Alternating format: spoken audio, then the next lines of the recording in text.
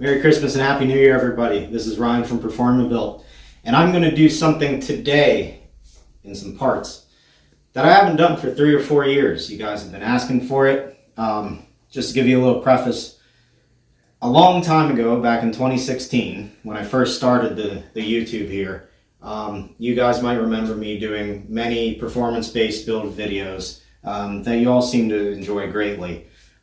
Those build videos for PerformaBuilt were to show you guys more so the quality of our units, the care we take, and let you see physically and hear me talk about it on what you've read on the website and what you've heard about all the great things about us online, all the unbelievable shit that we can do. I'm going to kind of do that for you today. However, we've been on the diagnostic train, and this will be the last video for that. What I'm going to do for you guys in a few parts, this video will be released very quickly this holiday season. That's my gift to you. So in parts released throughout this holiday season, we are going to do the most perfect OEM unit that you've ever seen. In that, we are going to talk about all the failure points of the transmission, a lot of the problems it has, how to fix them, and I'm going to show you guys a few tips and tricks for the guys at home just trying to make their unit get back on the road or make it a little bit better. Sometimes you'll have this applies to performance a little bit. I've had a lot of calls from shops this year diagnosing other units that don't work, and these are the basic rules and they all apply to performance too. So this may help you in more ways than one. One of the mods, just to clue you in, or common modifications people want to do that I will teach you how to, is ever since the internet began, everybody wants to put a Corvette servo in their unit. Gives you a little bit better of a 1-2 shift. It is better. Not a lot of people know the proper way. I'm going to teach you, and I'm going to teach you how to do it with the transmission still in the vehicle. Imagine that. It's not too hard.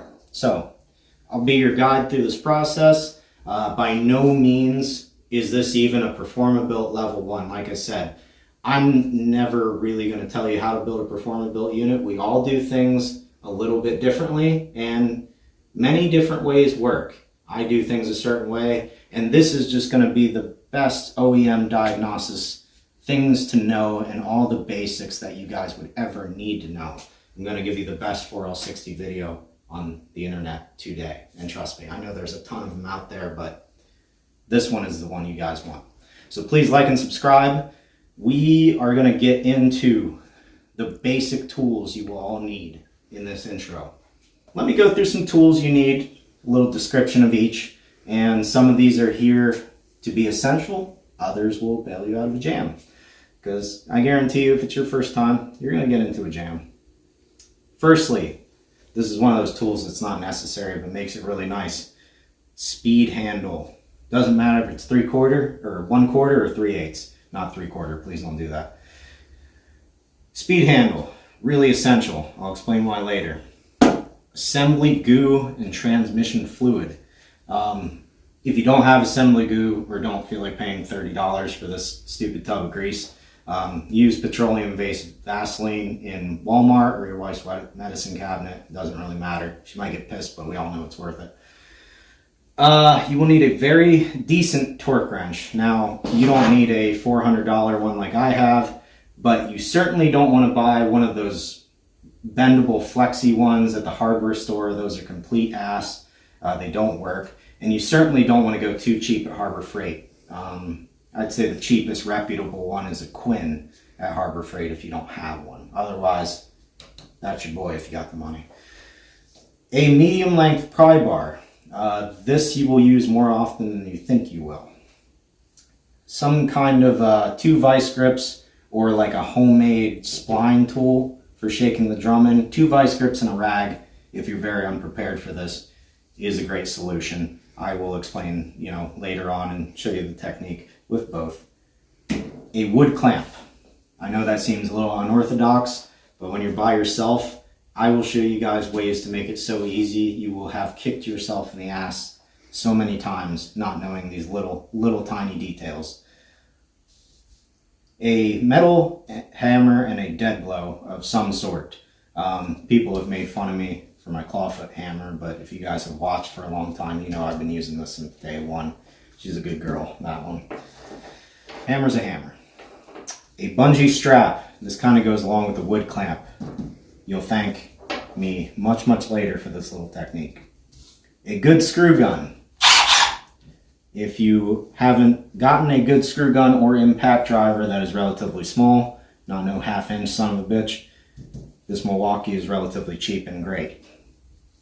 An array of screwdrivers. Okay, we have a couple flatheads and a Phillips head. You will use these a ton. This is your primary tool. I prefer something medium length like this. That's what we are going to use primarily. A very tiny flathead and a couple picks.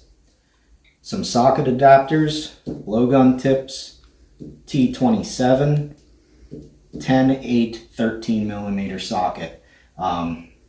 You will need a T50 plus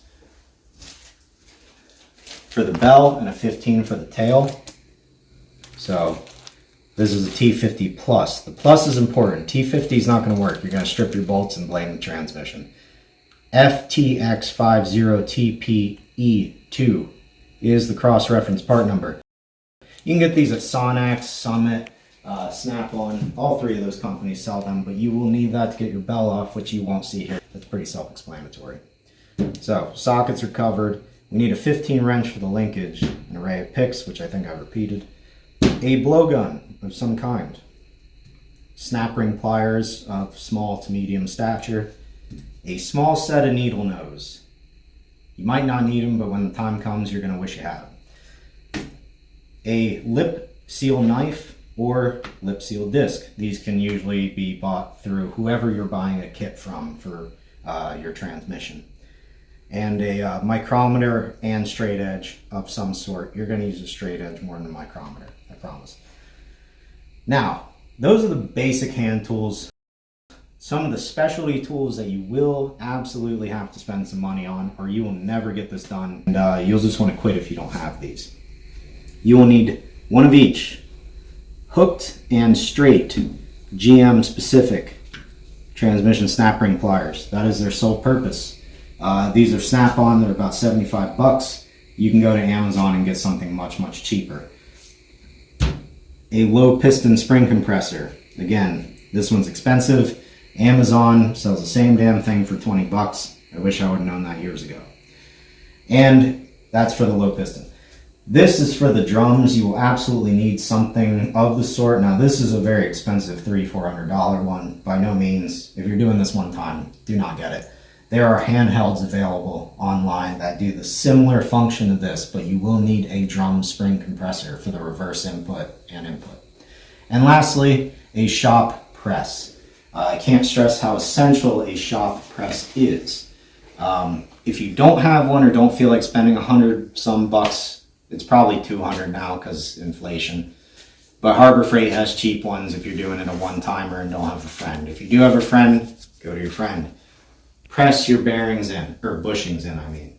If you're in a pinch, it is possible with a good bushing driver set to gently knock the bushings in, but I do not like that because they will not be great. Unless you're really, really better than me or anybody else that is really fucking good. So if you're in a pinch, you can get that done. So those, basically, that is all the tools you're going to need. Might seem like a lot, but I promise you it's not. Now, we're going to talk about the case upcoming here in part 1, and I hope you guys enjoy.